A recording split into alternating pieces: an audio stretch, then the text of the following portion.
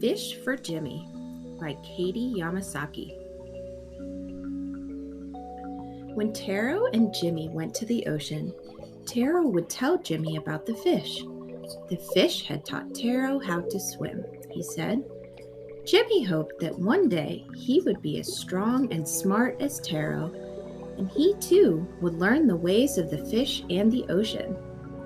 Then Taro would point across the great Pacific Ocean and tell his brother stories about Japan, the land mother and father had left long ago in search of a better life. The life they found in California was good indeed. Father and two other men opened a vegetable market. Farmers brought their vegetables to Father's market, and he would sell them to owners of small vegetable stands. Some days, Mother helped by keeping track of the stock and greeting the vegetable stand owners as they searched for the ripest tomatoes and the leafiest lettuce. But one night, early in December 1941, Mother and Father frowned deeply at what they had heard on the radio. Japan had bombed Pearl Harbor in Hawaii. Taro and Jimmy wondered why their parents were so worried. Hawaii was far away, and Japan even farther. Bang, bang, bang! Mother answered the door to three men whose badges read FBI. The men told Father that because he was Japanese, he posed a threat to America. Father tried to explain that he loved living in America. He had a home and a vegetable market and a family here. But the men said he had to go with them. As Father left, he said to Taro, "You are the man of the house now. You must help your mother and take care of Jimmy until I return." But Father would not return soon. One day, signs went up all across California with orders for people of Japanese descent. Japan and America were at war, and Japanese people were forced to leave their homes and schools and jobs. Taking only what they could carry, they boarded crowded buses with covered windows. The buses carried Mother, Jimmy, Taro, and others to the desolate land where they were forced to live in tiny barracks surrounded by guarded fences. In the dusty internment camp, Jimmy lost his appetite. "Whose child is that?" the cooks whispered, glancing at Jimmy. "He hasn't eaten since we've been here."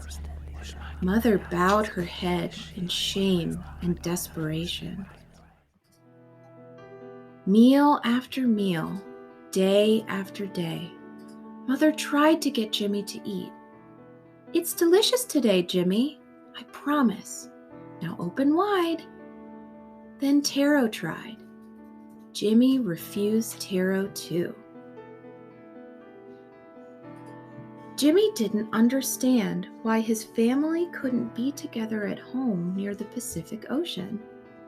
At home where they could eat in their own kitchen. Why couldn't his mother cook the good rice and noodles, fresh vegetables and fish that he was used to? Soon, Jimmy stopped asking about the Pacific fish and could no longer remember how the ocean looked and smelled. He stopped running with the other children. Mother and Taro feared that Jimmy was becoming ill. Taro could not sleep, as his mind filled with troubling thoughts. He worried about Jimmy. He worried about their father and remembered the night in December when the men took him away. "You must help your mother and take care of Jimmy until I return," his father had said. Quiet as a breeze, Taro wrapped the shears he had secretly borrowed from the camp's garden in his mother's scarf and slid them into his pocket. he slipped out the front door. Taro crept from shadow to shadow until he arrived at a fence. He glanced at the guards in the distance. Impossible as it was, he feared they could hear his heart pounding in his chest. He clipped the fence and slipped into the darkness. Taro ran fast and far until, breathing heavily, he arrived at a mountain. A trickle of water led to a quiet pool where still black water reflected the night sky. Standing in the pool, Taro felt fish bump against his legs. He slowly lowered his hands into the water and let his fingers sway like reeds. He silently asked the river fish to help his brother. A fish swam into the swaying fingers, and Taro caught it.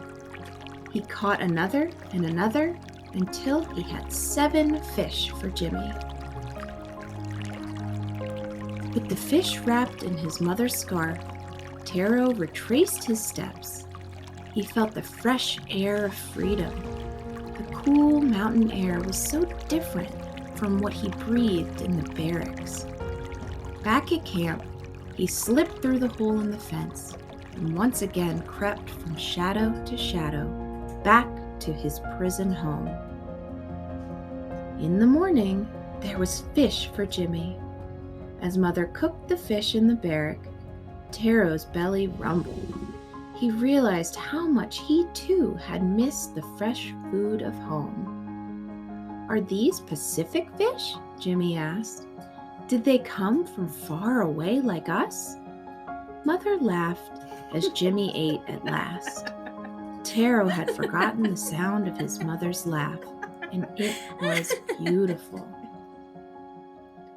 With their bellies full, Taro and Jimmy went outside to draw pictures in the dusty earth. And when other children came by, Jimmy went off to play with them. Many months later, Father was released from prison and was permitted to join the rest of the family at the camp. Taro showed Father how each week he would creep beyond the fence to the free air of the mountains to find fish for Jimmy.